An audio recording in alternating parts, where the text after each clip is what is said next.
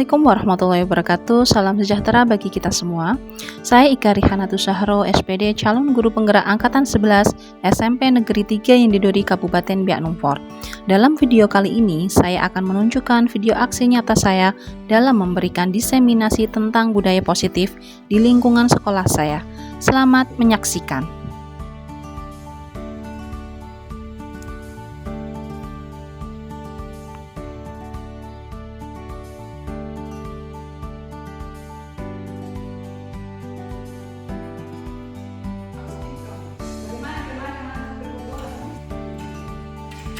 Assalamualaikum warahmatullahi wabarakatuh. Salam sejahtera buat kita semua, Bapak Ibu Guru. Selamat datang di kegiatan kali kedua kali ini. Kita ada namanya kegiatan aksi nyata diseminasi mobil 1.4 yaitu tentang budaya positif. Jadi di sini saya akan memberikan pembiasan apa yang sudah saya pelajari tentang makna dari budaya positif terlebih dahulu. Sebelum kita memulai kegiatan ini, marilah kita berdoa terlebih dahulu. Dari Pak Martin bisa berdoa.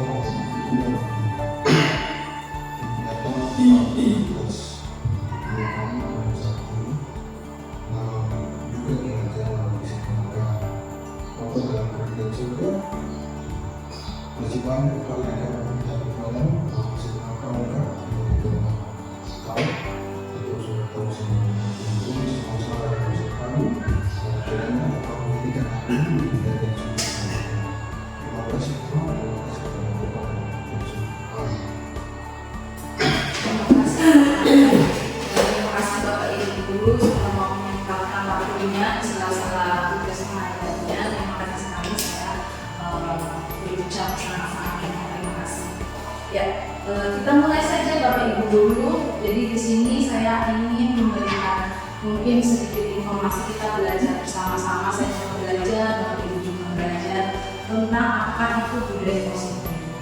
Selanjutnya, di sini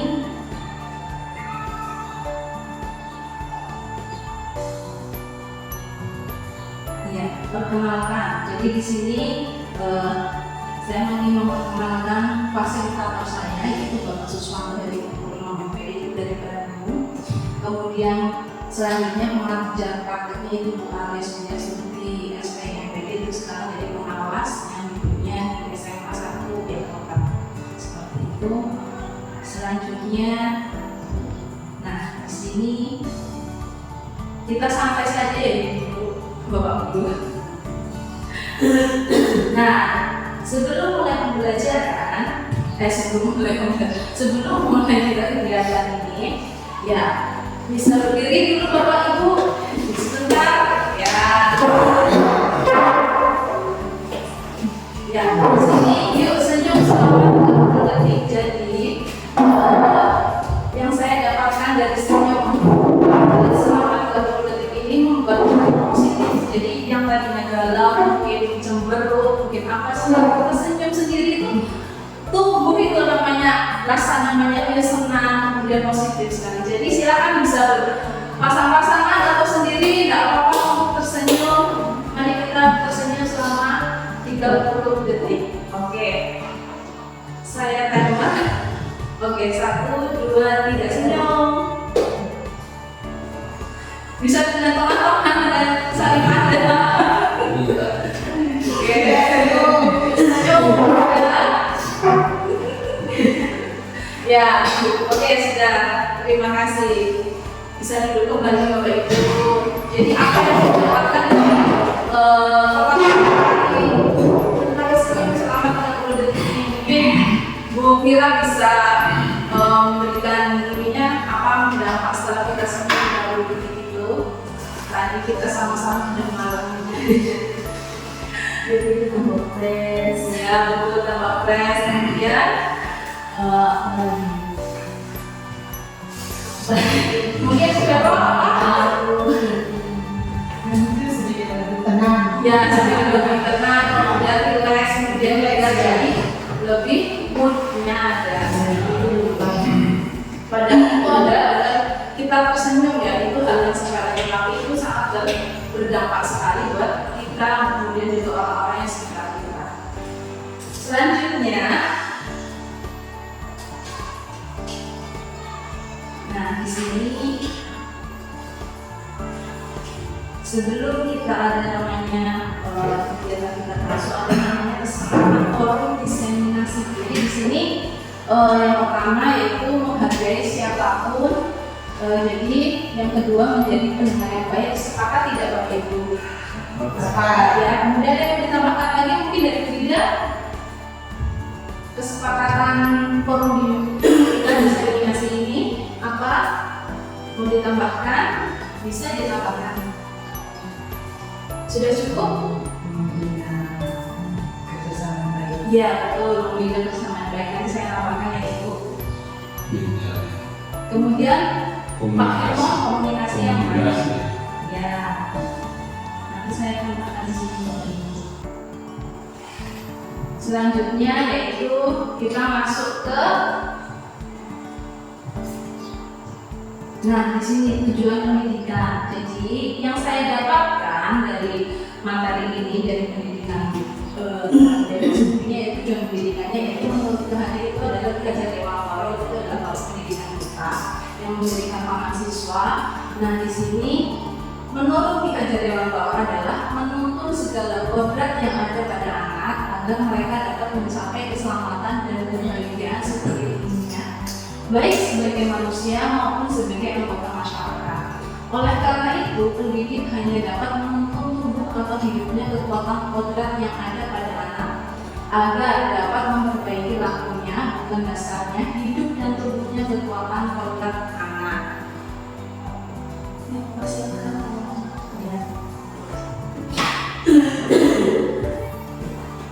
Jadi dari tujuan pendidikan ini mungkin ada yang mau menyimpulkan dari Pak Firman mungkin pendidikan menurut Ki Hajar Dewantara ini. Kalau saya itu kita itu lebih dilakukan pada lebih lagi sosial yang kita di masyarakat. Jadi betul Bapak Ibu, jadi pendidikan tujuan itu menjadi materi sebagai bapak pendidikan itu adalah mengatur sang guru, ingin memaksa dan berpuri anggaran. Jadi kita sebagai di depan kita benar-benar menjadi pelajaran buat anak didik kita. Kemudian di samping kita menjadi motivasi buat anak-anak kita. Kemudian kalau di belakang kita mendorong anak didik kita seperti itu. Jadi di sini tujuannya adalah mungkin Bapak Ibu sudah mengerti ya Bapak Ibu guru sekalian. Selanjutnya, nah di sini kita akan, nah di sini kita sama-sama mungkin Bu Vela bisa dibacakan. Anda adalah A. Tugas Anda adalah menghafalkan salah satu kata Anda. Coba Anda bayangkan bahwa Anda menyimpan sesuatu yang sangat berharga di dalam kepala tangan Anda. Anda perlu menjaga benda tersebut sekuat tenaga Anda karena begitu pentingnya untuk kehidupan Anda. Tugas rekan Anda B adalah mencoba dengan segala cara untuk membuka kepala tangan Anda. Teman Anda B boleh membujuk, menghardik, mengintimidasi, menghakimi, menggoda, menggelitik, bahkan menawari Anda uang agar Anda bersedia membuka kepala tangan Anda. Cobalah lakukan kegiatan, coba lakukan. di atas dengan B secara bergantian. Masing-masing A dan B memiliki waktu 30 detik saja. Jadi silakan Bapak Ibu coba kepalkan tangan, cobalah Bapak Ibu, kemudian berpasang-pasangan. Anda adalah A, kemudian tugas Anda mengepalkan satu tangan Anda. Nah, kemudian temannya silakan merayu. Jadi begini, Anda tuh punya sesuatu nih di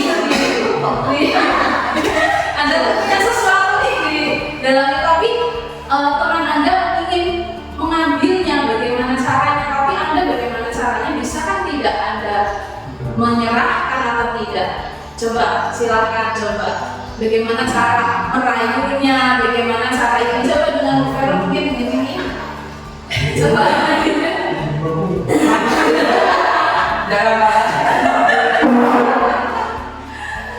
Jadi setelah mungkin dibayangkan ya, sudah dipraktekkan, sudah dibayangkan. Jadi apa sih? Kenapa ada seperti ini?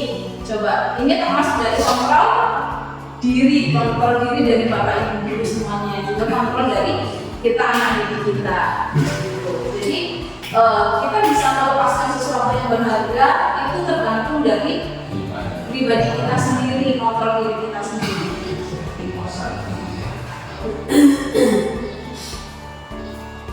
Nah, selanjutnya di sini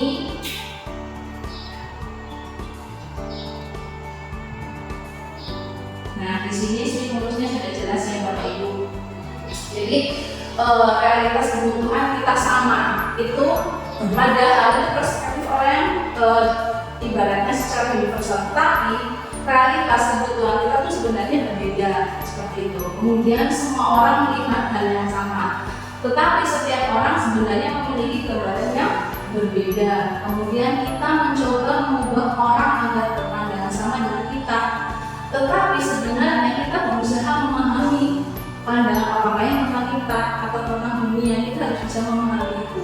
Kemudian berlaku buruk dilihat sebagai suatu kesalahan, tetapi semua perilaku itu mempunyai tujuannya. Jadi apapun yang Bapak Ibu lakukan itu tidak buruk, tetapi mungkin ada hal buruk atau ketika dari sudut pandangnya kita melihatnya seperti itu atau tujuannya. Kemudian orang lain bisa mengontrol saya. Nah, di sini seperti tadi kita coba lakukan, hanya Anda yang bisa mengontrol diri Anda sendiri seperti itu.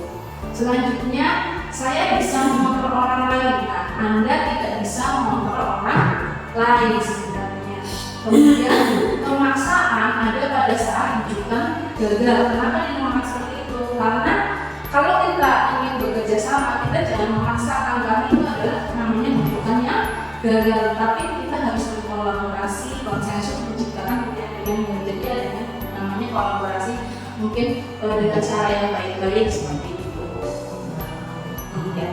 Setuju Bapak Ibu? Setuju.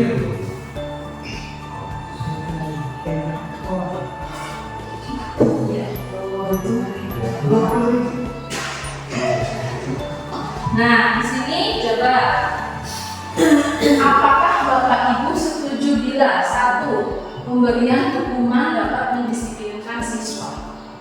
Kedua, pemberian hukuman atau hadiah meningkatkan prestasi siswa. Ketiga, guru harus mampu memberikan solusi untuk setiap siswa yang bermasalah. Keempat, guru berperan sebagai teman siswa. Nah, di sini silakan Bapak Ibu dan Post-it, silakan ditulis di sini, nanti kita sama-sama terangkan di depan. Jadi Bapak Ibu nomor 1 sampai nomor 4 silakan dijawab jawabannya saja, nanti jawabannya saja. Ya, tidak setuju ya? Tidak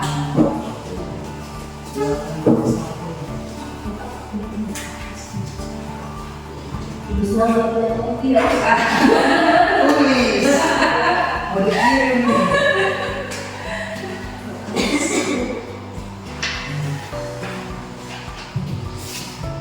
Silahkan 1 sampai 4 tidak.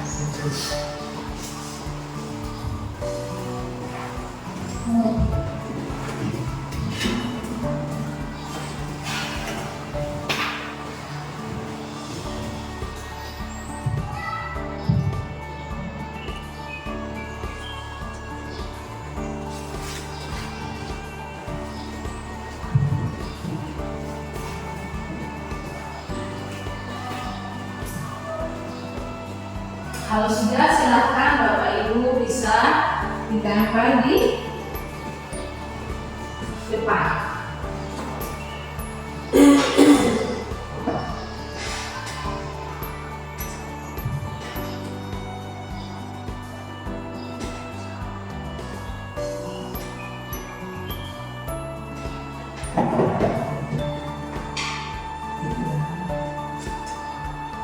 Tinggal setuju saja atau tidak. Pertanyaan tidak usah ditulis tidak. Oh iya. Iya, pertanyaan setuju atau tidak saja. Kalau sudah tidak usah panjang-panjang, langsung tempel saja. Keterangan tidak usah Kak. Nanti keterangannya kan kita tulisan saja. Iya. Iya, setuju. Bingung. Iya, ada. Yang lain salah dia. Salah itu. Salah ini. Ya, bisa. Tidak saja di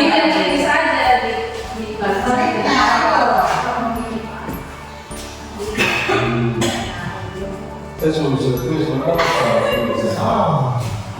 Iya itu. Itu dia. Coba aku teman yang sama dengan sini bagus buat dia. Iya, sebenarnya saya belum tahu. Kemarin saya mau kemarin, tapi sebenarnya kayak kalau masuk sini kayaknya kayak tidak bagus. Apa sih?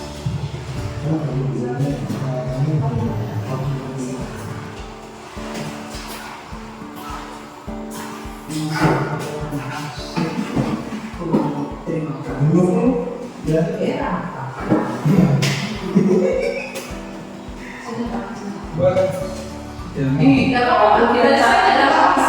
Nanti kan bisa ke kamar dari saya. Sudah, tidak apa-apa. Oke, ya. Berdasarkan di sini yang pertama, pemberian hukuman dapat mendisiplinkan setuju semua ya. Ya. Di sini nomor satu mungkin dari Pak Martin, pendapatnya apa tadi setuju? Pak Martin setuju tidak setuju? Iya. Setuju. Iya. Tidak setuju. Nah, di sini yang berbeda sendiri Pak Martin. Jadi Pak Martin kok beda? Yang ini satu. Oh, ini ya. Ya. Oh, kedua. Ya, setuju atau tidak? Ya. Mungkin dari Pak Martin dulu kenapa tidak setuju? Pemberian hukuman dapat mendisiplinkan siswa. Alasannya? Teguran dulu ketiga baru dari hukuman. Berarti belum hukuman. Oh, berarti pertama teguran dulu, baru nanti ada hukuman. Kalau Pak Firman? Kalau dari saya, Roman pertama. Ya. Jadi kalau kita memberikan hukuman untuk disiplin, tidak langsung dikasih hukuman secara langsung, tapi mungkin ada pendahuluan dulu. Karena dari visual dulu, nasihat dulu. Kan ini banget dengan hukuman loh. Ya tapi kalau kita lihat hukuman juga kadang kena ada yang penerimaan siswanya itu bagus.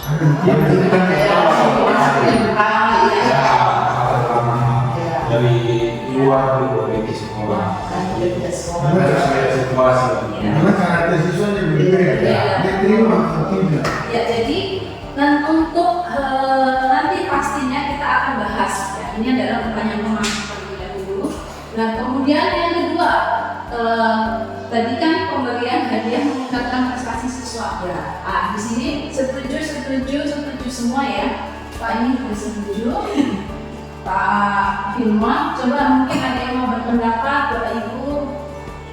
Dari Bu Ida, Untuk motivasi siswa lain untuk yang dia bisa lebih lagi meningkatkan ilmunya. ya, betul ya. Oke. Jawabannya kemudian ada yang lain kalau Mungkin sama seperti dan menjadi motivasi buat peserta yang lain. Oke. Selanjutnya yang ketiga, guru harus mampu memberikan solusi untuk siswa yang bermasalah. Jawabannya semua setuju ya. Dari siapa mungkin ada yang mau menjelaskan kenapa setuju? Nah, silakan Pak, di sini suara. Ya, mungkin dari Mira kenapa guru harus mampu memberikan solusi untuk setiap siswa yang bermasalah?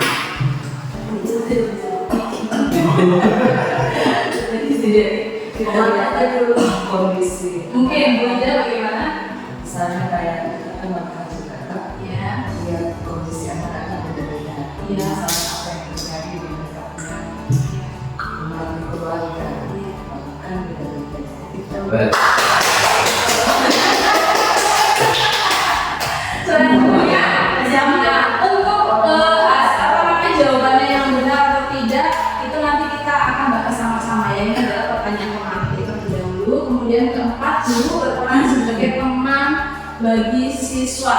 Menurut Bapak Ibu setuju atau tidak? Setuju. Kenapa Pak Amsir setuju? Kenapa? Ya, setuju karena kita sebagai guru ya harus kita betul-betul memberikan pendekatan. Kita harus tahu bagaimana karakter siswa ini. Nah, yang karakter itu kita bisa mencari tahu begini sehingga terjadi kolaborasi antara siswa yang itu. Ada komunikasi. Oke. yang diangkut gitu. Baik. Ada blognya Kak? Sebentar. Dengan Kita lanjut ya. Selanjutnya. dengan sudah terang kita Nah, di sini, kita masuk ke materi kita yaitu budaya positif, yaitu perwujudan dari nilai-nilai atau keyakinan universal atau umum yang diterapkan di sekolah. Nah, di sini Di video kan tidak? ada nggak? Selanjutnya yaitu tentang, nah di sini.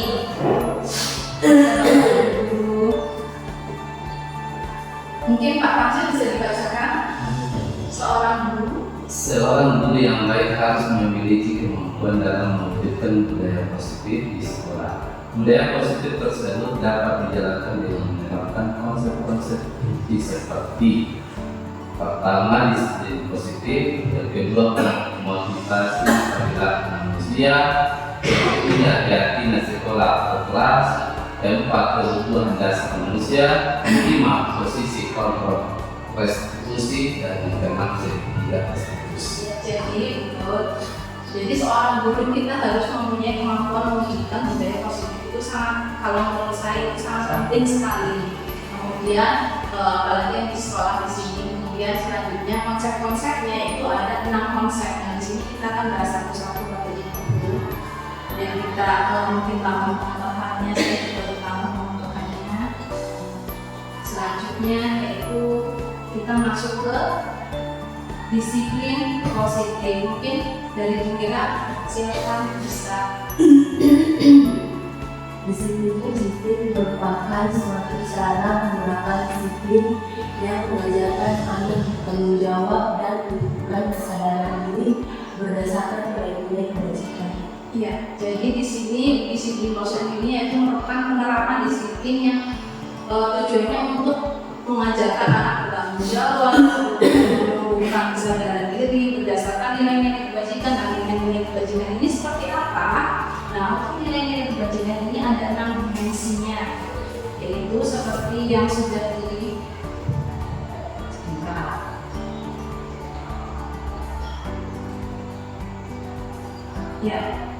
sudah dicanangkan oleh Kemendikbud, yaitu tentang profil belajar Pancasila. Jadi kurikulum Merdeka bertujuan memberikan kesempatan kepada murid kemudian untuk menjadi pelajar sepanjang hayat dan yang berkompeten dan berkarakter Pancasila. Di sini profil pelajar Pancasila itu di kurikulum Merdeka ini berarti pelajar kita untuk belajar sepanjang hayat, kemudian belajar kepada Tuhan yang Maha Esa. Jadi kita memberikan nilai-nilai kebajikan supaya mereka itu taat kepada agamanya, kemudian beriman dan berakhlak mulia, kemudian kreatif, yaitu kita jiwa kreativitas ini. Dan ketiga adalah gotong royong, seperti mungkin kita kerja bakti bersama-sama, kita memberikan latihan atau pembiasaan kepada anak-anak kita. Kemudian selanjutnya itu berkebinekaan global atau toleransi seperti itu. Kemudian nalar kritis di sini yaitu memberikan anak-anak kita supaya bernalar kritis. Selanjutnya itu keenam adalah mandiri. Mandiri di sini yaitu supaya anak-anak kita itu tidak bergantung mungkin dengan temannya atau mungkin dengan kita. Jadi kita membiasakan anak-anak kita untuk mandiri. Jadi kira-kira kebiasaan ini yang harus kita teruskan atau kita terapkan pada anak. Setuju tidak Bapak Ibu? Setuju.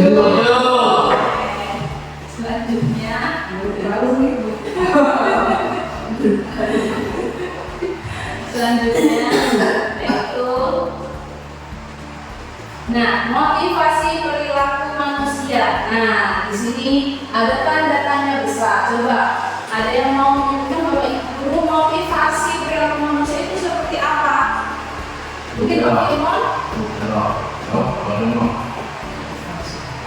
Apa yang dimaksud dengan motivasi? Motivasi itu apa sebenarnya? Kerja keras. Kalau Pak Hamsi tadi? Memberikan semangat untuk siswa.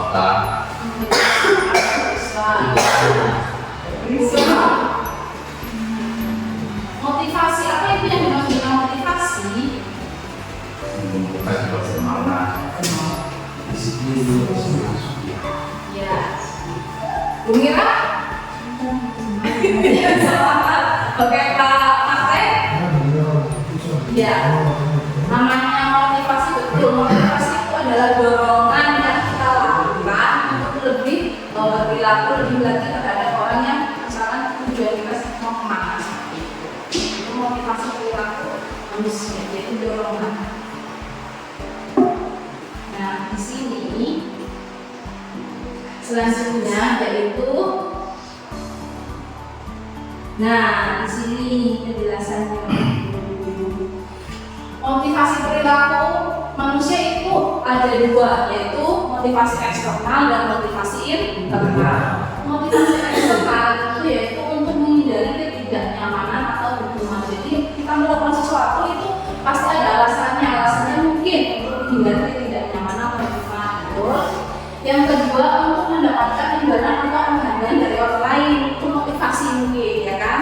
Mungkin anak kita, anak didik kita mungkin yang pertama untuk menghindari ketidaknyamanan atau hukuman. Di sini mungkin mereka motivasinya agar mereka saya mau mengerjakan tugas nanti kalau tidak dihukum. Nah itu.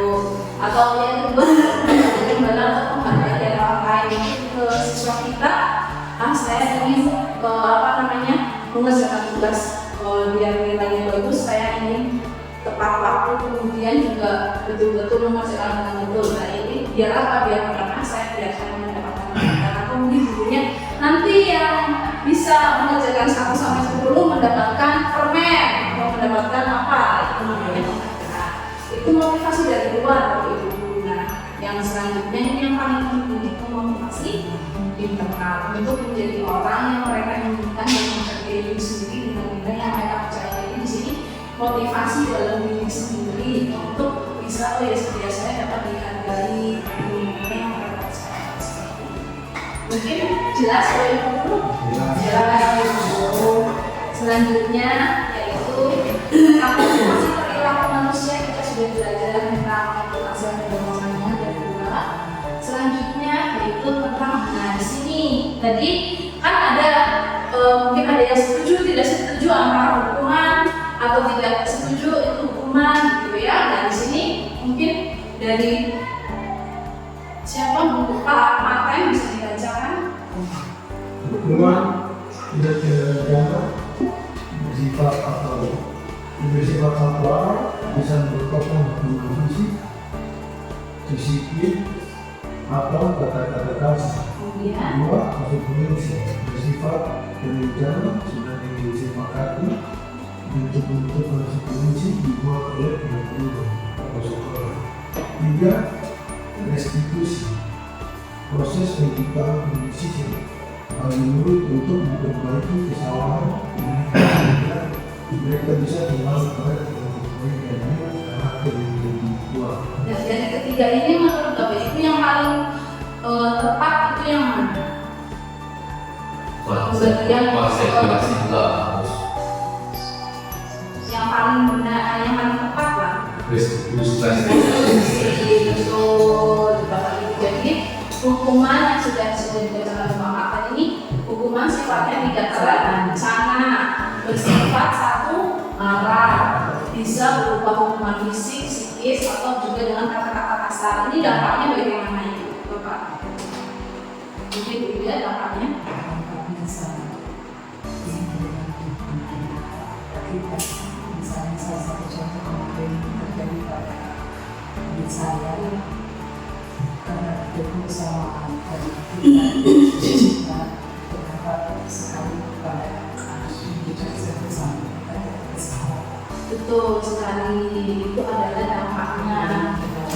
Yang kedua adalah konsekuensi, bersifat rencana, sudah disepakati bentuk-bentuk konsekuensi dibuat pada undang-undang sekolah. Ini juga tepat, tapi mungkin yang paling tepat adalah restitusi, yaitu proses menciptakan kondisi murid untuk mengembalikan mereka kesalahan mereka sehingga mereka bisa kembali pada kelompok mereka dengan karakter yang lebih kuat. Contohnya bagaimana? Contohnya bagaimana kita lihat ya, Bapak. Nah, di sini.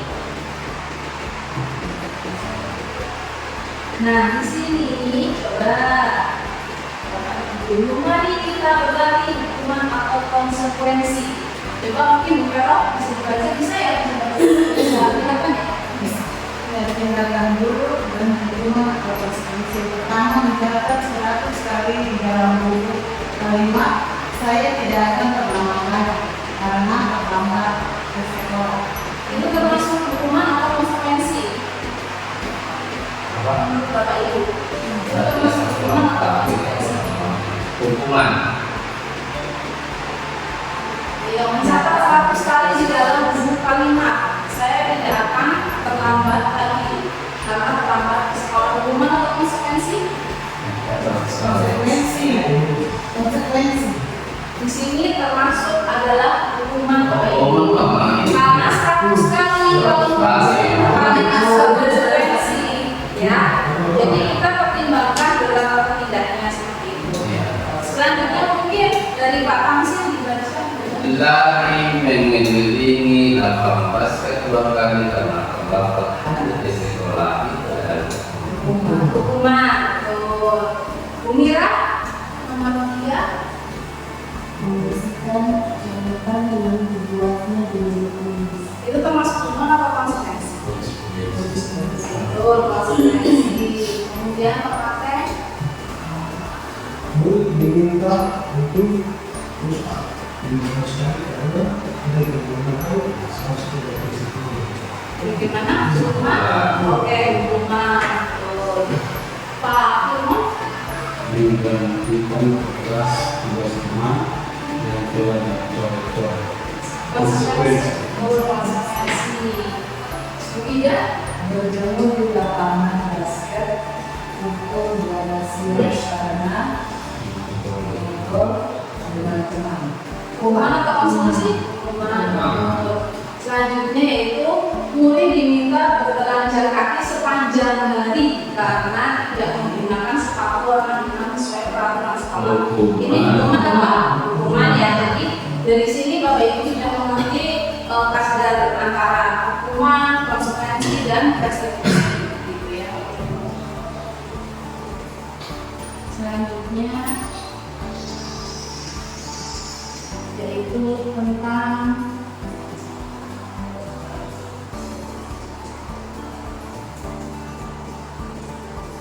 di sini kita akan bahas sama-sama tentang konsep disiplin dengan identitas gagal. Nah, di sini hukuman itu sifatnya yaitu menyakitkan terhadap anak yang dampaknya kemudian tidak nyaman, murid takut, memaksa, murid menyembunyikan kesalahan, kemudian murid menjadi rendah diri. Nah, untuk penghargaan ini, di sini tadi yang pertanyaan pertama tidak? Sebagai tadi yang pertanyaan nomor 2, tadi kan ada yang setuju, ada yang tidak setuju. Nah di sini penghargaan bisa juga masuk ke identitas gagal Bapak Ibu. Karena apa? Penghargaan ini bisa jadi tidak efektif, kemudian merusak hubungan. Selanjutnya itu mematikan kreativitas. Selanjutnya menghukum dengan sistem ranking. Nah di sini yaitu selanjutnya merampas hak menghargai diri sendiri. Kenapa seperti ini Bapak Ibu? Karena suatu namanya penghargaan biasanya ada berarti itu dari secara eksternal.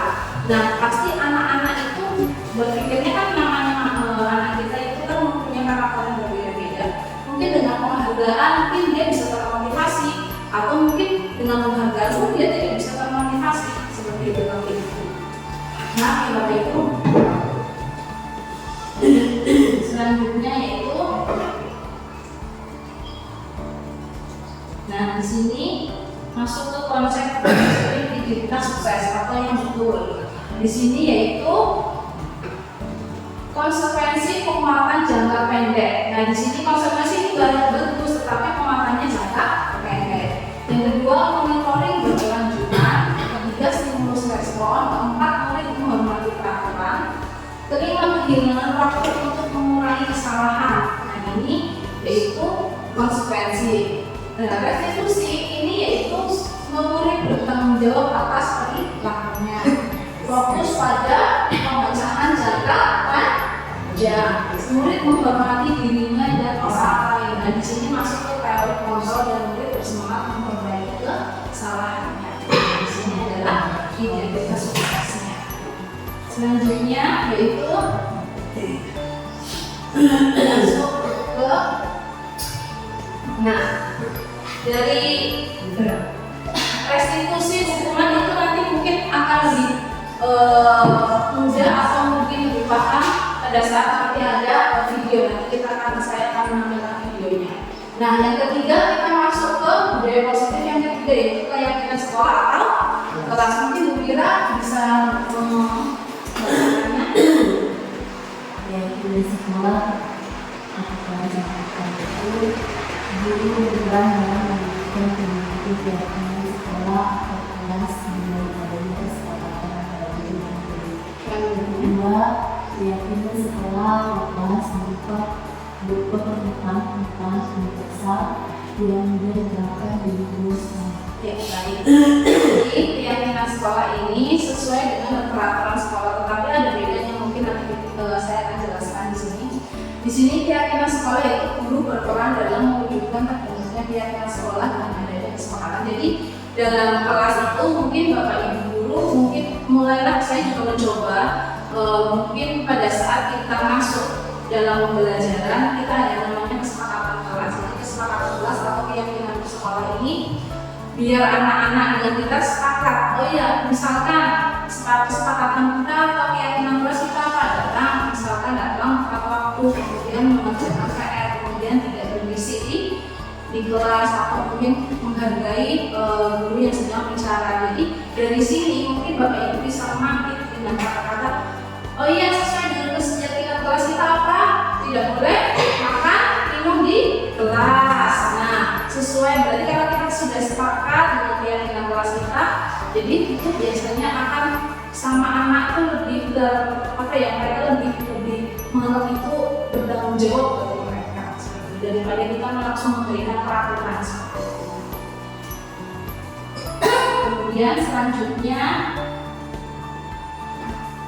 nah di sini Bapak Ibu guru tentang keyakinan sekolah atau kelas ini. Nah keyakinan kelas seperti tadi yang saya sudah jelaskan berdasarkan kesepakatan antara guru dan siswa. Peraturan biasanya, nah di sini perbedaannya dengan peraturan yaitu peraturan biasanya dibuat oleh guru bersifat satu arah dan tanpa melibatkan siswa untuk membuatnya. Di sini namanya peraturan kelas itu biasanya anak-anak itu tidak diberikan kesempatan untuk mereka berpartisipasi dalam kesepakatan kelasnya atau keyakinan sekolahnya. Selanjutnya yaitu di sini. Nah ini contohnya Bapak Ibu guru, contoh keyakinan kelas. Mungkin dari Bapak Ibu di kelas mungkin bisa memberikan contoh keyakinan kelas seperti ini, dipantang di kelasnya seperti itu. Contoh keyakinan kelas di sini adalah mungkin ada kelas 5, kelas 6 seperti bertanggung jawab melaksanakan tugas tiket, bersikap jujur, bersikap tenang saat pelajaran berlangsung, hidup rukun dengan teman, saling menolong, bersikap sopan dan menghormati guru ataupun yang lainnya di sini Bapak Ibu. Jadi nanti hasil dari kesepakatan kelas itu diberikan namanya keyakinan kelas. Nah, keyakinan kelas ini nanti dipampang atau ditempelkan di kelas. Jadi agar kalau misalkan ada sesuatu siswa yang melanggar atau tidak sesuai, kita bisa mengkritik kembali. Jadi itu ada bentuk pertanggungjawaban dari siswa seperti itu. Kemudian untuk keyakinan kelas ini mungkin kata-katanya yang positif. Jadi kata-katanya itu tidak bisa dengan kata-kata tidak di awal, tidak jangan tapi dengan kata-kata positif. Misalkan bersikap jujur, kemudian di sini masuk ke sambil tolong-menolong. Kemudian kalau misalkan datang sekolah tepat waktu atau datang di kelas tepat waktu, jadi tidak boleh ada kata-kata tidak atau selanjutnya. Mungkin ini bisa kita terapkan Bapak Ibu di kelas kita masing-masing seperti itu. Atau pada saat saya pembelajaran PKN juga seperti itu, sepakat atau keyakinan kelas kita apa? Sebenarnya anak jadi tidak apa namanya tidak seenaknya. Jadi ada namanya keyakinan kelas. Nah di sini mungkin Bu Vera bisa menjelaskan. Dari keyakinan kelas terciptalah lingkungan positif di kelas kita. Setelah di kelas kita bermula berkembang lingkungan sekolah kita. Oleh karena itu kita tentukan pertama yaitu di kelas kita. Jadi diharapkan mari Bapak Ibu guru kita semua kita sama-sama berubah keyakinan kelas di kelas kita masing-masing. Bisa juga sebagai aksi nyata di PNM yaitu bukan budaya positif. Ya, jadi marilah Bapak Ibu, saya juga seperti itu. Mulai sekarang kita membuat keyakinan kelas kita masing-masing. Atau misalkan saya mau PKN, keyakinan kelas mau PKN seperti apa? Mungkin secara misalkan keyakinan kelas ada pelatihan yang kelas betul-betul yang kelas, kemudian guru kelas sendiri. Selanjutnya di sini speaking, ya speaking kayaknya sudah loyo-loyo toh. Oke, bisa berdiri Bapak Ibu dulu. Nah, saya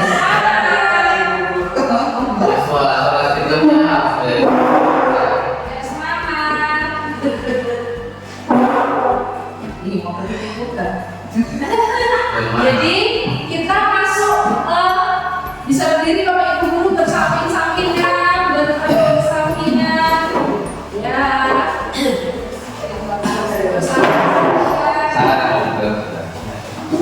Ya, oke.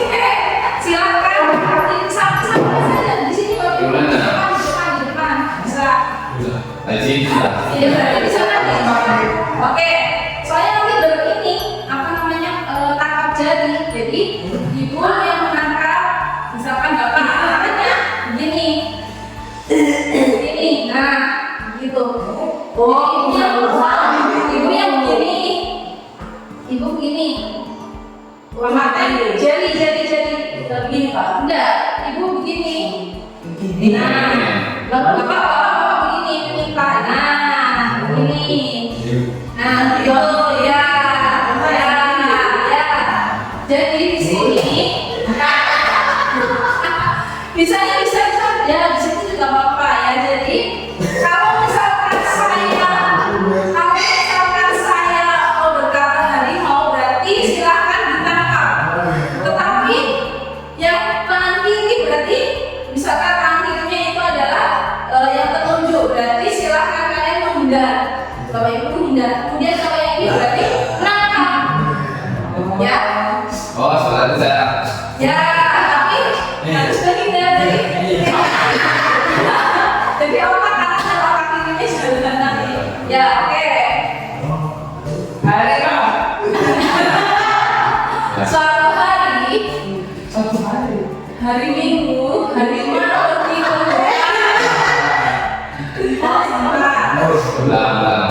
Lambang ya. Mungkin tidak usah saya ini, saya ambil saja dulu ya Pak ya. Yang lain ini ya. Untuk saja itu. Tidak. Oh ya, tutup saja sudah. Gimana cara begitu? Tuh. Nah. Oke.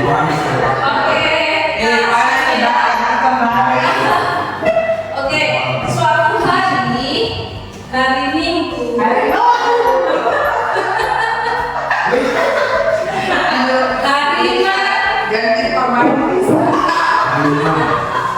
Oke, Hariman pergi ke hutan. Harimau.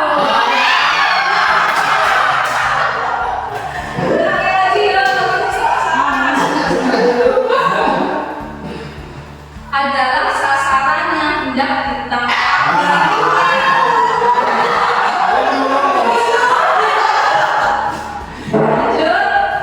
Tiba di hutan, Hariman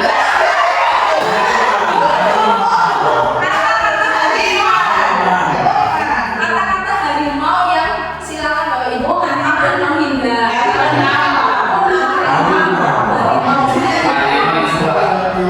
Oke. Dan Hariman pun juga segera memburu harimau. Lanjut. Tetapi hari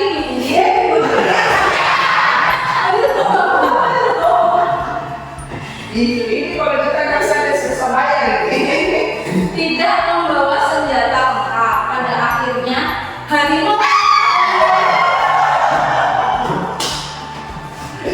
dan terakhir ya, Hariman kecewa karena hari ini lupa dengan senjatanya. Mereka pun pulang tanpa harimau.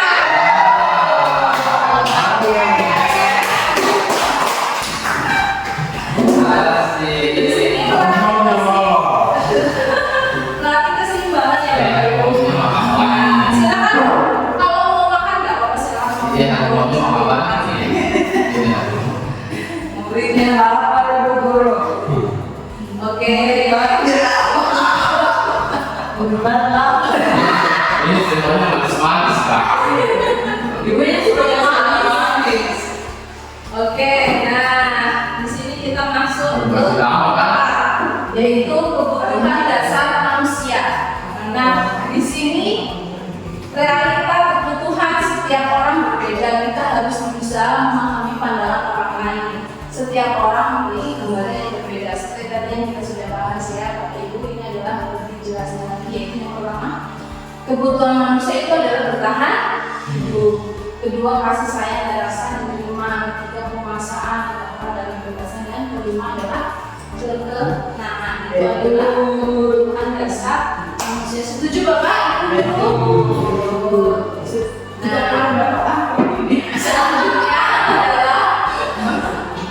Nah, selanjutnya adalah nah di sini ada kasus.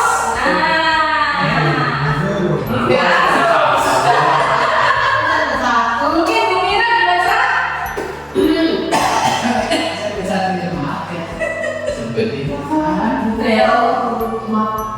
Mata pelajaran di sini 1 di market sedang bingung menghadapi salah satu murid di kelas bernama Alex. Beberapa anak yang menemukan sikap Alex yang sering dilakukan jika ada menghadapi situasi seperti Bu Vero, apa yang akan Bapak Ibu lakukan? apa ya? Yang kedua, kira-kira apa alasan Alex kenapa melakukan itu? Ya, coba ada yang mau berpendapat Bapak Ibu? Bu Vero mungkin sendiri. Yang masalah bukan ketangkapan kan? Saya bukan SMP.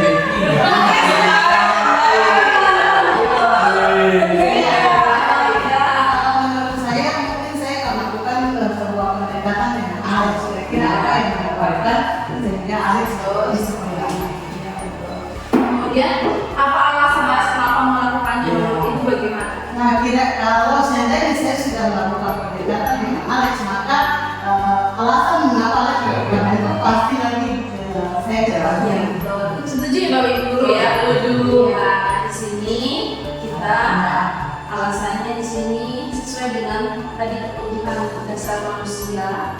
Yang pertama yaitu, nah ada kemungkinan 5 jawaban. Yang pertama, mungkin video bisa dibacakan. Dia lapar dan orang tuanya tidak membawakan bekal makan siang, maka kebutuhan dasar yang sedang berusaha untuk atas adalah kebutuhan untuk Bertahan hidup. Ya betul. Jadi di sini alasan anak yaitu tidak membawakan bekal. Jadi semata-mata dengan kasus ini kita jangan langsung menghadap kalau orang tua tidak kasih dia uang jajan. Ya betul. Yang kedua mungkin Pak Teh. Mengambil bekal namanya karena saya merasa senang sebenarnya jadi tidak ketika memang itu melaporkan tindakannya itu berhasil dan gurunya memberitahu orang tuanya sehingga orang tuanya jadi memperhatikan dia. Maka kebutuhan dasar yang sedang dimiliki Alex adalah kebutuhan makan sehingga perasaan tadi. Oh, jadi kenapa alasan Alex begitu mungkin ingin mendapatkan perhatian dari teman-temannya seperti itu ya, karena di rumah mungkin tidak berkerja. Kemudian Semuanya terjadi di sekitar. betul, Pak Akil mungkin bisa. Dia merasa hebat karena imannya dari takut dia dan menuruti keinginan. Maka sebetulnya Alex sedang berusaha untuk dasarnya akan kekuasaan. Ya betul, seperti tadi kebutuhan dasar manusia kan ada bermacam-macam, itu adalah di sini adalah anak di situ si anak itu berdiri seperti oh ya saya ini berkuasa, ini hebat seperti itu kan. Jadi namanya dasarnya ini adalah penguasaan. Jadi Bapak Ibu kemungkinan ini bisa terjadi pada anak didik kita, bagaimana kita pendekatan terhadap anak didik kita. Jadi tidak langsung kita menghadapi anak didik kita yang salah. Kemudian selanjutnya,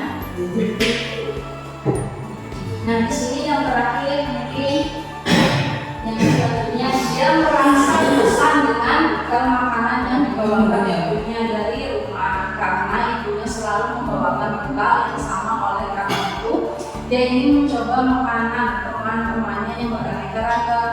Maka Alex sedang berusaha memberikan makan kebebasannya. Nah di sini sudah jelas saya. Kemudian Pak Tamsil bisa dibacakan. Ia melakukannya karena istri saya dan ia menikmati ekspresi wajah teman-temannya yang kesal karena diambil makanannya, dan menurut dia ekspresi teman-temannya itu makan api. Alex sedang berusaha menggunakan kesenangan. Ya, jadi ini masuk ke kebutuhan kesenangan seperti itu. Jadi dia melakukan seperti itu rasa senang saja. Kemudian selanjutnya kita masuk ke kelima, yaitu tentang restitusi kontrol guru. Nah, kalau restitusi kontrol guru, yaitu guru bisa jadi pemukul, guru bisa jadi membuat rasa bersalah, bisa menjadi teman, bisa menjadi pemantau, dan bisa menjadi manajer. Nah di sini selanjutnya yaitu Sifatnya nah berikut contoh video posisi kontrol guru. Nah bisa dilihat, dia bisa dilihat. Oke, selanjutnya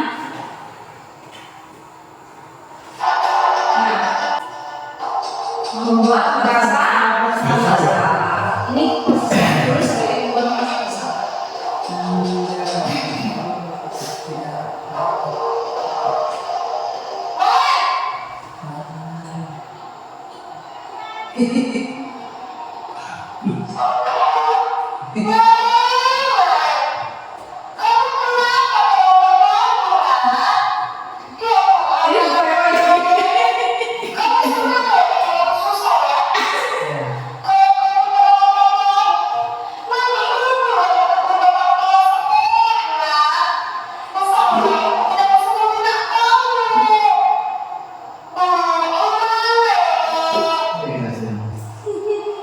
gurunya seperti merasa salah sendiri gitu ya.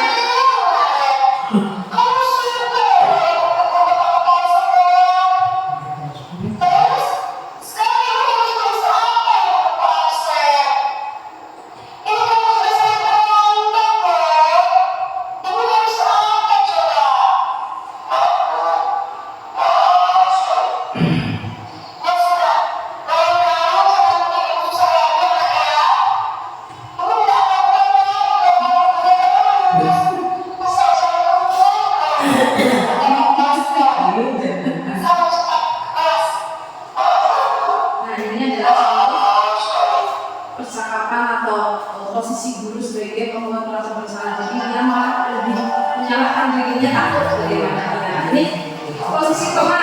Nah, guru sebagai posisi teman.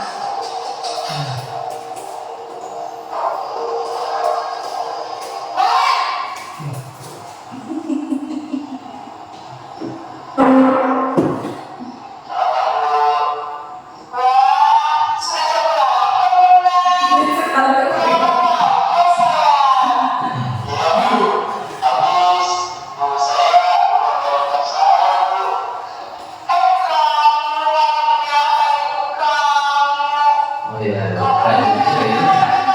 Umumnya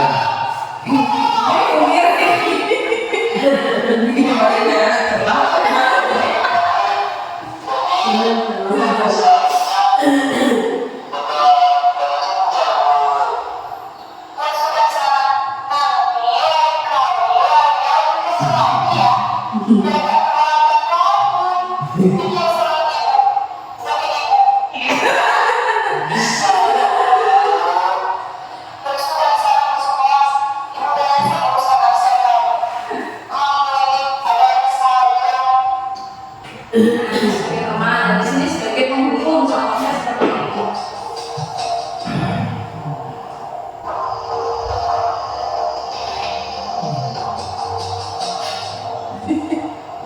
Ini gede.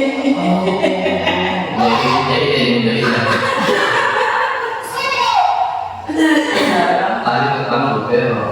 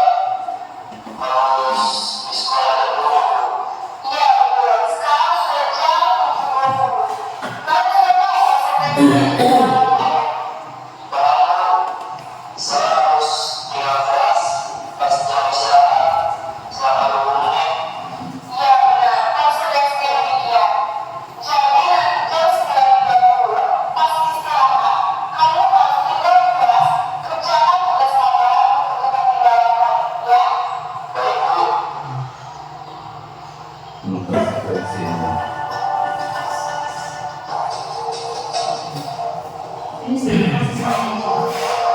Dan kita sebaiknya nanti kita ulangi, jadi kita bisa melihat kita lebih baiknya di posisi mentor.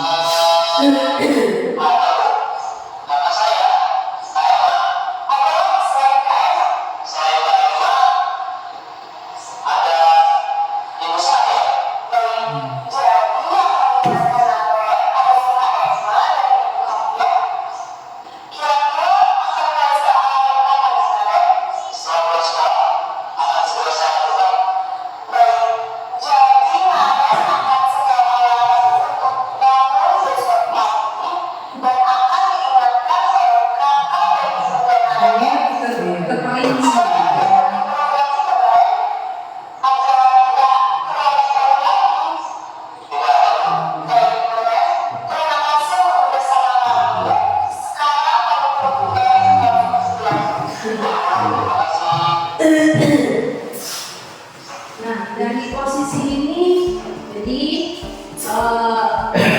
kita sudah melihat ya ciri-cirinya, yaitu posisi sebagai orang dulu yaitu membuat merasa bersalah, teman, kemudian tadi sebagai manajer, kemudian sebagai terakhir adalah sebagai konsentrasi di sini. Coba membuat merasa bersalah. Nah, di sini tadi ciri-cirinya itu suara lembut, namun menyalahkan siswa, guru menyatakan kesalahan pada siswa dan guru menerima. Itu adalah tadi videonya, ciri-cirinya seperti ada pada guru siswa. Dampaknya itu membuat siswa merasa bersalah, menjadi dan menarik diri. Selanjutnya adalah teman, guru bersikap ramah, boleh menjadi teman, tapi mungkin ada batasannya. Jadi guru bersikap ramah, sudah bergaul untuk mengamankan suasana. Dampaknya mungkin bergabung pada satu orang, kemudian membuat siswa di depan.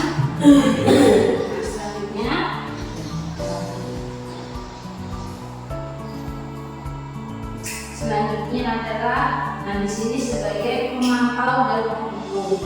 Nah, sebagai pemantau tadi nada bicara dan ekspresinya adalah data, identitasnya itu berhasil. Kemudian pemantau kita memantau siswa diberi sanksi. Dampaknya itu menghitung hadiah atau hukuman yang diberi tanpa melihat nilai kebenciannya. Tidak sepenuhnya mandiri, tapi langsung menyalahkan tetapi tidak memberikan solusi mau seperti apa. Kemudian di sini menghukum yaitu menghadik, apalagi untuk menghukum, menghadik, menunjuk, berkaca pinggang, kemudian membentak. Kemudian dampaknya anak menjadi pendendam, tidak menyentuh atau memperbaiki. Mungkin hal ini menghukum mungkin kalau yang saya rasakan di sini ini kita mungkin tergantung dari anaknya karena di sini kan mungkin ada anak mungkin yang sekali dikasih kata-kata lembut, dikasih pengertian tidak memberi. Nah, bagaimana caranya? Mungkin ya itu kesalahan saya juga. Saya merasa harus dihukum ini anak, harusnya tidak seperti itu karena itu menjadi anak jadi takut. Karena pengalaman juga ada guru, ada guru saya takut masuk kelas ini karena ini. Selanjutnya itu tentang yang terakhir adalah manajer. Di sini sebagai manajer.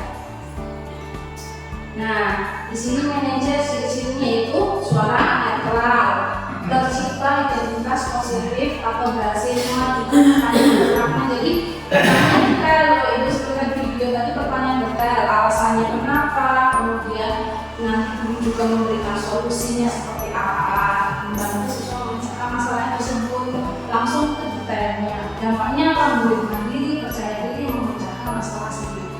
sini Bapak Ibu lebih setuju kemana?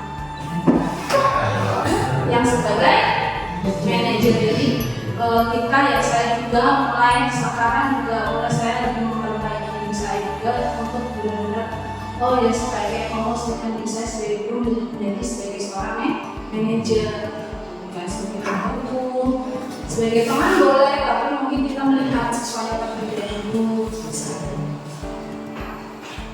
Selanjutnya yaitu sebentar lagi. Nah, yang terakhir adalah segitiga restitusi. Dan kita bicara tentang restitusi, apa sih itu restitusi? Mungkin Pak Martin bisa dibacakan. Restitusi merupakan kondisi tadi kesalahan mereka, sehingga mereka bisa kembali pada kehidupan mereka yang berarti. Ya, betul. Jadi di sini segitiga restitusi adalah proses menciptakan kondisi untuk memperbaiki kesalahan mereka. Seperti tadi posisi kontrol dulu sudah, kemudian kita harus juga menempatkan siswa menjadi segitiga restitusi ini seperti apa. Nah, di sini Bapak Ibu dulu. Nah, di sini ada namanya menanyakan keyakinan, validasi tindakan yang salah, kemudian yang terakhir adalah menstabilkan identitas, menanyakan keyakinan, kemudian validasi tindakan yang salah seperti ini. Nah, di sini kita sebagai seorang guru harus bisa menstabilkan identitas dan menyalahkan siswa. Nah, dengan kata-kata misalkan ya kamu tentu punya, misalkan di sini kamu tentu punya alasan mengapa melakukan itu. Nah, itu kemudian adakah cara yang lebih efektif untuk mendapatkan apa yang diinginkan. Nah, kita masuk setelah dari pertanyaan itu validasi tindakan yang salah, alasannya apa.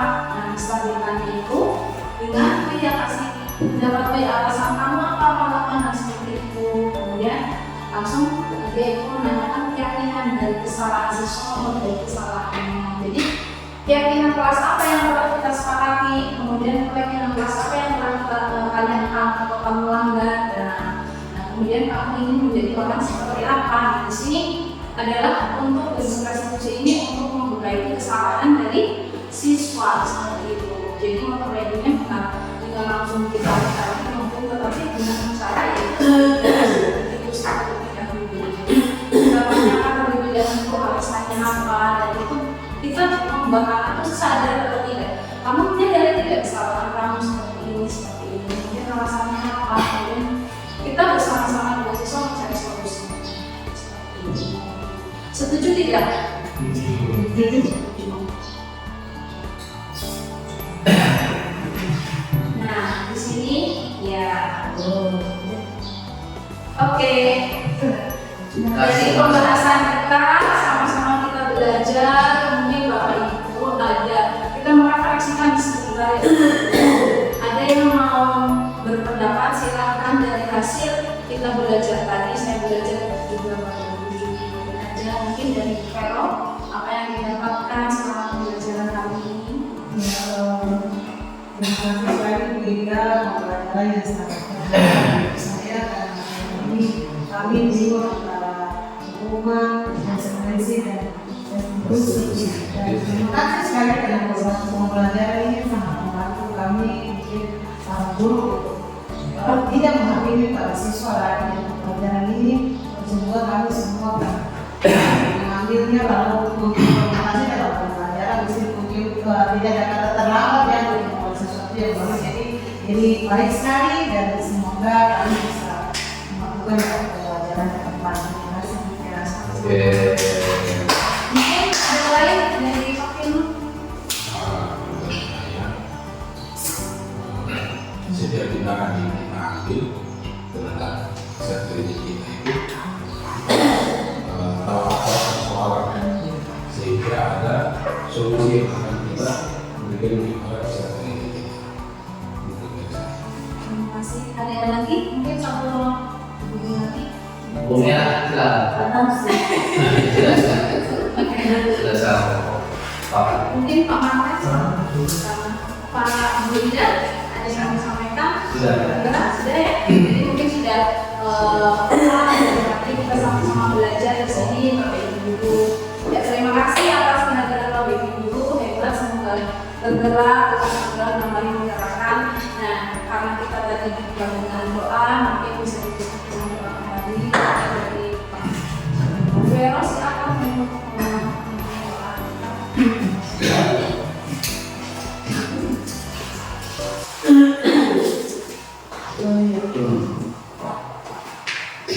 Baik Bapak Ibu Guru, tadi kita telah mengawalnya dengan doa, maka kita akan tutup seluruh rangkaian kegiatan kita di hari ini dengan doa. Dan saya membawa doa ini dalam agama dan kepercayaan saya untuk Kristen dan teman-teman yang baik mau menyesuaikan. Mari kita berdoa. Adalah kata syukur yang kami naikkan di hadiratmu ya Tuhan Allah Bapa kami dalam kerajaan surga. Kami berterima kasih karena Tuhan masih menjaga kami dari saat ini Tuhan.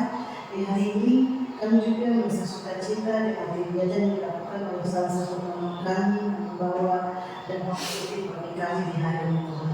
Biarlah semua yang kami pelajari di hari ini menjadi bagian berkat bagi kami, baik teman kami seperti penyaji maupun teman-teman guru.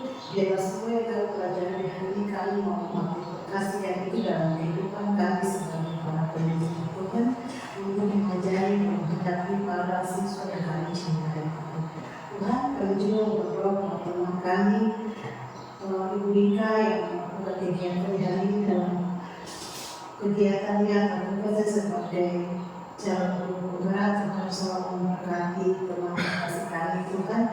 Kami akan mengajarnya sampai ke arah yang Tuhan kehendaki, sampai pada akhirnya dia boleh ditetapkan menjadi guru penggerak dan memakan selamat hidup dan bermuliakan.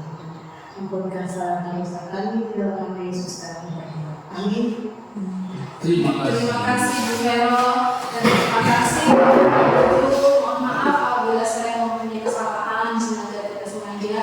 Itu saja apabila media semoga berlaku. Selamat siang. Sampai jumpa. Ya, kenapa nak? Sibuk saya. Oh iya, duduk dulu. Ya, silakan duduk ya. Ya, Fitri, tadi Ibu mendengar ada cerita dari ketua kelas, kemudian guru mapel yang pada saat mengajar matematika pada tadi ya, pelajaran tadi ya, itu katanya kamu bertengkar dengan Yori sampai dengan meja. Nah, di situ kenapa kamu sampai seperti itu? Iya Bu, habis Kesal, kenapa kesal? Yori terus memberikan pelajaran saya. Oh, terus? Bukan mengajar, tugas-tugas selalu. Oh, berarti Yoris bukan hanya kali ini saja mendukung sampai kamu ya? Iya. Iya. Tapi sudah terus menerus ya? Oh iya. Nah, di sini kalau begitu setelah Ibu mendengarkan cerita dari kamu, penjelasan dari kamu, ya wajarlah ya kalau kamu misalkan marah, kemudian kesal kepada Yoris. Kalau misalkan Ibu pada posisi kamu pun Ibu akan marah dan kesal. Ada sih? Yoris. Iya. Nah, masih marah sekarang? Ya. Nah, sekarang Ibu mau tanya, apa yang kamu lakukan terhadap Yoris? Saya marah Bu. Terus? Saya lakukan Yoris dan sadar saya bisa tujuan. Oh, kamu sampai memegang karena kesal ya? Iya Bu. Iya, nah kalau begitu pasti kamu berbuat seperti itu sampai memukul meja di tempat yang alasannya kan? Iya. Nah, alasannya apa menurut kamu? Yang itu masih saya tidak bisa kerja, saya kan sudah bisa kali bekerja. Nah, di sini alasannya kamu merasa marah karena merasa pekerjaan itu hasil pekerjaan itu dipakai oleh orang-orang yang memang dengan pasangan ya. Nah, di sini itu sangat menghargai tindakan kamu, tidak sampai lebih jauh sampai memukul atau tindakan kamu sampai mungkin melakukan hal yang jauh, sangat menghargai tindakan kamu ya. Tapi di sini coba Fitri pikirkan, apakah tindakan Fitri ini sudah sesuai dengan keyakinan kita, keyakinan kelas kita, menurut meja, sampai marah gitu? Tidak. Menurut kamu keyakinan kelas apa yang sudah kamu langgar? Saya belum menghormati apapun. Jadi kamu sudah melanggar keyakinan kelas kita, saling menghormati dan menghargai teman dulu. Ya, kamu menyadari ya? Ya, nah di sini ya betul. Jadi apa yang sudah kita kesepakati bersama bahwa saling menghormati antar teman itu menurut kelas kita sebagai keyakinan kelas kita. Jadi hal itu harus ditaati, jangan dilanggar. Kemudian menurut kamu saling menghormati kemudian menghargai teman itu penting atau tidak? Penting ya. Ya baik. Menurut kamu itu penting. Jadi keyakinan apa? Keyakinan kelas apa yang harus kamu lakukan pada saat kamu sedang marah? Misalkan kamu sedang marah nih. Kemudian kamu ingat keyakinan kelas kita itu saling menghormati antar teman. Nah, apa yang kamu lakukan? Harus bersabar. Harus bersabar, ya itu harus bersabar. Kamu bersedia memperbaiki masalah atau hal seperti ini? Bersedia. Ya, jadi nanti pada suatu saat kalau misalkan kamu itu terjadi hal seperti ini lagi, apa kamu akan buka meja? Tidak. Apa kamu akan marah-marah dengan suara kencang? Tidak ya. Oke. Fitri, apa yang menurut Fitri untuk memperbaiki masalah ini apa yang akan Fitri lakukan? Saya harus bisa bersabar dan mengenal saya. Mhm. Kalau ada teman yang baik, saya melakukan kepada diri mata pelajaran atau dosen. Iya betul, sudah tepat sekali tidak kamu Fitri. Jadi kalau misalkan ada hal seperti ini lagi langsung melapor kepada wali kelas. Kalau tidak berarti guru yang ada di depan kelas pada saat pembelajaran tersebut ya. Jadi karena sudah clear, sudah jelas, Fitri juga sudah mengakui, kemudian Fitri juga memperbaiki masalah tersebut. Terima kasih, Bu. Ya sama-sama Fitri. Bisa Fitri silakan ke kelas kembali ya. Selamat siang, Shalom. Nama saya Fitri, kelas 8. Saya senang sekali diajak diskusi dengan Ibu Ika untuk dapat mengendalikan diri dari marah karena perilaku teman kelas saya. Saya harus banyak belajar bersabar dan dapat menghormati teman-teman. Terima kasih, Ibu Ika. Demikianlah video aksi nyata saya tentang diseminasi budaya positif di lingkungan sekolah saya. Semoga video ini dapat menginspirasi rekan-rekan semuanya. Semoga tergerak, lekas bergerak, dan mari menggerakkan.